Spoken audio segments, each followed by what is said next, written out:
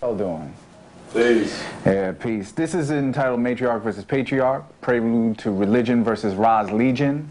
My name is Teferu Azr. I also write for the Ghetto Times under the name Kamal Vudun. This particular lecture slash article came about for several reasons. I keep hearing people talk about how we live in a matriarchy, you know, or it's a patriarchy, but it's got feminine values and stuff like that. So I'm like, well, then that's just a homosexuality.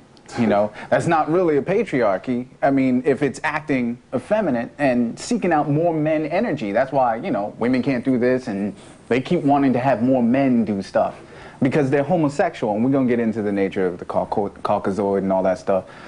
But it also came about because I heard this one white woman sit there and say she wanted to live in a matriarchy where women rule. And I've always noticed that it's always about domination. You know, feminism, they talk about, well, matriarchy where women rule, domination. I'm just like, y'all are so fixated on domination. So I came around and I did this, and it's a prelude to something bigger called Religion versus Ra's Legion, which is a book I'm coming out with.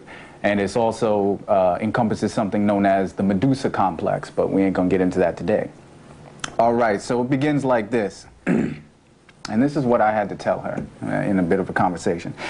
It's time again to break down some words and bring things to their original understanding so we can all embrace a truth. And not exactly my truth, not your truth, but the actual truth.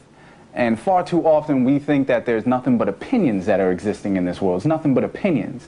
And I always use the example of 2 + 2 = 4. And you can come with somebody with that, and they'll sit there and be like, no, it's 5, because everybody can justify their opinion even if it's not the truth. 2 + 2 is 5 if you add 1 to it. And you say, no, 2 + 2 is 8 if you add 4 to it. Or 2 + 2 is, and so on and so forth. Meanwhile, 4 is like, man, I'm the real answer. And that's how our world has been created today. We have so many opinions and so many people who can justify those opinions.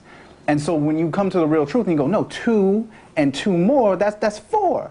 Oh man, you taking it back to that old black stuff, and that ain't real, and that don't mean nothing because Master says it's 8. And so we no longer know or understand what truth really is, and we don't really believe that there is an actual one truth. And it's sad. So here we are, we're going to talk about the truth. We live too much in a Western Eurocentric world. We glide through and apply unholy definitions to spiritual terms according to the twisted tongues of those who have no spiritual meaning themselves. Now, the discord of these definitions resonate in off-key society dancing off-rhythm or Ra's hymn. Now, that's what rhythm is. It's Ra's hymn. It's a sung song. Ra's hymn to the universal and harmonious tones formed through the geometric patterns of sounds that the netter Tahuti named letters, or the collective art of letters that we call words. See, we're going to first start off with words. Even look at the word opinion. Op, oppose, ion, the sun. The sun is the ultimate truth. So if you have an opinion, you are opposing a truth. That's why I can't stand about that. And how brother was just talking in the car about etymology. We have to study these etymologies, the origin of words, because it leads back to us and our original intent for it. Now, the netter Tahuti, or Thoth, and netter is just another word for nature. It's the origin of the word nature. Tahuti is the origin of the word thought itself. So the nature of thought, or the netter Tahuti, was the first to observe the infinity of sound. He compiled these sounds as letters and isolated them until he knew the number of them. The vibration and sound of words move with the rhythm of the heart.